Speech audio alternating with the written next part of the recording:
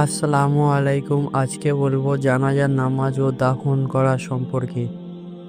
আহমদ ইবনে আবদুল্লাহ ইবনু আলী আল মানজুফি রহমাতুল্লাহ আলাই আবু হুরায়রা রাদিয়াল্লাহু তাআলা আনহু থেকে বর্ণিত, রাসূল সাল্লাল্লাহু আলাইহি ওয়াসাল্লাম ইরশাদ করেন, যে ব্যক্তি ঈমানের সাথে ও